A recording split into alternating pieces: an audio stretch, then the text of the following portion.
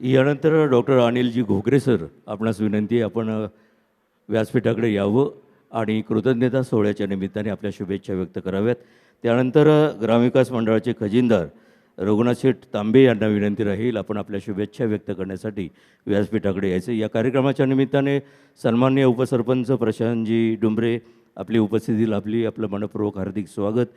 सन्मान्य सरपंच छायाताई तांबे आपले मनपूर्वक हार्दिक स्वागत करतो. शिवनेर भूषण हरिभक्तीपरायण राजाराम महाराज जाधव यांचं आगमन झालं, त्यांचं मनपूर्वक हार्दिक स्वागत. आणि आदरणीय घोगरे सरांना विनंती आपल्या शुभेच्छा मनोगत या निमित्ताने आपण व्यक्त करावं. जमलेले आप्तेष्ट मित्रमंडळी, नातेवाईक, कुटुंब आणि प्राध्यापक वर्ग, विजय इस्कांडे हे जे व्यक्तिमत्व आहे हे वटवृक्ष आहे. हा कृतज्ञता सोहळा ही संकल्पना किती मोठी आहे. ही संकल्पना आज मुलं आपल्या आईवडिलांना 95 नाही 97% सुद्धा लोकांना त्यांच्या मनात न वाटतं आपली मुलं मोठी झाली, मुलं आपल्याला बघत नाही. कितीतरी ठिकाणी आता जर बघितलं तर आई वडिलांना विसरून मुलं दूर जात आहेत आणि मुलांसाठी काय कष्ट घेतलेले आहेत ते सुद्धा मुलं विसरत आहेत. हा कृतज्ञ सोहळा ही संकल्पना वाचून मला इतका आनंद झालेला आहे. कारण विजय हा माझा 57 वर्ष आम्ही लहानपणापासून चड्डीत खेळलेलो, लहानपणापासून एकत्र मोठं झालेलो, सुखदुःखात एकमेकांना साथ देऊन उभे राहिलेलो, प्रत्येक गोष्ट मी बघितली आहे विजयची. ह्या संकल्पनेतून मला इतका आनंद होत आहे. ही संकल्पना कशी निर्माण झाली तर विजयचे चिरंजीवांनी जर नसेल केली तर त्यांचे पुतणे मयूर, मिथिल आणि सगळेच कुटुंबातली जी आमची 4-5 मुलं आहेत, इव्हन आमची मुलगी हिंदवी, ही संकल्पना की अण्णांनी आमच्यासाठी काय केलं आणि मम्मी, अहो आई वडिलांना तुम्ही सगळे विसरतायत आणि आपण ही मुलं यांच्याकडनं, खरं मला इतका आनंद होत आहे मनापासून की यांच्याकडनं शिकण्यासारखी गोष्ट आहे की हे कृतज्ञ सोहळा यांनी केला आहे. आणि माझ्या मित्राला विजय इस्कांडे ह्या वटवृक्षाने खरंच कुटुंबासाठी खूप मोठे परिकष्टा घेतली आहे. मला आठवतं आमचं लहानपण अगदी खडतर अवस्थेत गेलं. 1970 साली आम्ही एकत्र आलो. आम्ही 1970 साली इस्कांडेचे मामा वंडेकर येणेरे गावी आम्ही एकत्र राहायचो. सुटी झाल्या असताना एकत्र जायचं. आमच्याकडे म्हशी असायचे, मी म्हसळी सांभाळायला जायचं, सर माझ्याबरोबर असायचे आणि आमचं ते लहानपण सुरू झालं. मग संध्याकाळी आमच्याकडे आंबे नसायचे, ते आंबा घेऊन यायचं. मग आम्ही कोय खायचं, ते आम्ही दोघं आंबे चोखून खायचं, एक आंबा मिळायचा फक्त. त्या अवस्थेतनं आम्ही 77 साली मी जेव्हा ठरवलं की जेव्हा जुन्नर तालुक्यात एकच कॉलेज होतं सायन्सचं, ते आर्ट सायन्स कॉलेज ओतूर, आणि जुन्नरला कॉलेज नव्हतं. मला त्या दृष्टीने यावं लागलं 77 साली इथे.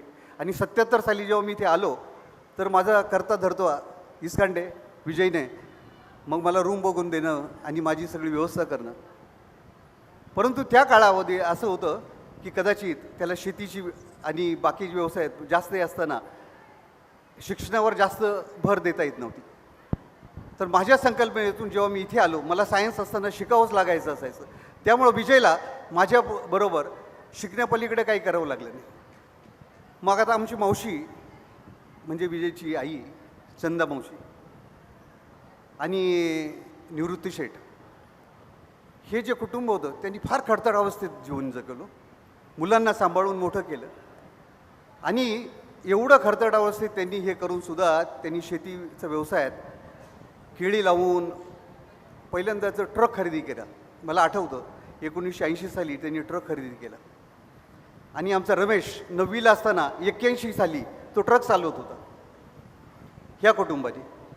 आणि विजय इस्कांडे कॉलेजला जायचे, मग ते दोघे आर्ट्सला आणि त्याचबरोबर बाळासाहेब इस्कांडे आम्ही तिरकूट असायचं. मी सायन्सला असायचं, दोघे आर्टला असायचे. दोघांकडनं मला काही तर त्यांना माझ्यामुळं त्यांना अभ्यास करावा लागला आणि त्यांच्यामुळं काही मला मिळालं तर मला कविता शिकायला मिळाल्या. भारा तांबे, गदी माडगुळकर ह्या सगळ्या कविता मला शिकायला मिळाल्या. आणि ते आमचे मांढरे आणि विजय यांना कविता लिहायची छंद. मला 1 वाजता उठवायचे आणि म्हणायचे, अरे उठ रे, आम्ही कविता लिहिली. अरे मला सकाळी कॉलेजला जायचं आहे. नाही नाही, आमची कविता ऐकावी लागेल. आणि हे आमचं बालावस्थं पुढं जाऊन, पण त्याच कालावधी श्याम वचं शिक्षणाचं पुढे हे नसल्यामुळे आम्ही ठरवलं की त्याचं लग्न करायचं. निवृत्ती शेटने ठरवलं की आता चंदाताईंना कोणतरी एक हे असावं म्हणून सुंदर आमच्या घरात आली. सुंदर आणि श्याम ह्या कुटुंबाने शेतीत आप्पा म्हणजे निवृत्ती शेट इस्कांडे आणि चंदाताईंबरोबर इतकं कष्ट करून, मला आठवतं रात्री 2-2 वाजता ही लोक पाणी भरायला जायचे हो शेतावर.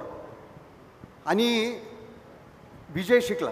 यांचं शिक्षण आमच्यामुळं आम्ही पुढे एकमेकांचे साथ देऊन मांढरे, इस्कांडे आणि मी आम्ही शिकत गेलो. कॉलेजमध्ये जाताना बाकी इस्कांडे आमचे मास्तर त्यावेळेस आम्ही थोडं गुंड अवस्थेत असायचं.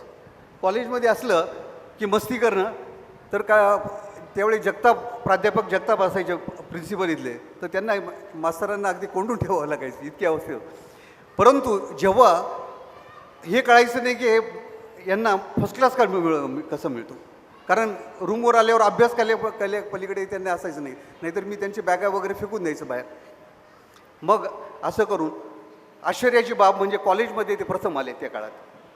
आणि फर्ग्युसन कॉलेज ह्या ठिकाणी त्यांना एम एसाठी, फर्ग्युसन कॉलेज MA साठी इकॉनॉमिक्समध्ये मिळणारे हे पहिले गावचे आमचे ओतूरमधनं फर्ग्युसन कॉलेजला जाणारे पहिले विद्यार्थी. आणि 1980 साली त्यांना प्रवेश मिळाला. 81 साली आम्ही पण पुण्याला गेलो. कालांतराने आश्वस्त झालं की आमच्या वडिलांची इथे सहकारी सोसायटीत काम करायचे. त्यांचं काही निमित्ताने नोकरी गेल्यामुळे मला काहीही नव्हतं, तर मी विजयच्या रूमच्यामध्ये पॅरासाईट म्हणून राहायचो. उतूरवरनं आमचा डब्बा यायचा. डब्बा बऱ्याचशा वेळा उन्हाळ्यात खराब व्हायचे. फक्त आम्ही कोरड्या भाकरीवर राहिलेलो आहे. आणि कोरड्या भाकरीवर आम्ही कधी कधी बघायचं आमच्याकडे 5 रुपयेसुद्धा नसायचे त्या काळात. नाश्ता करायचं, जेवायचं काही संध्याकाळी, तर आम्ही मस्तपैकी कोरड्या भाकरी पाणी घालून खायचं. अशी आमची अवस्था ह्या कष्टमुळे जीवनात गेलं.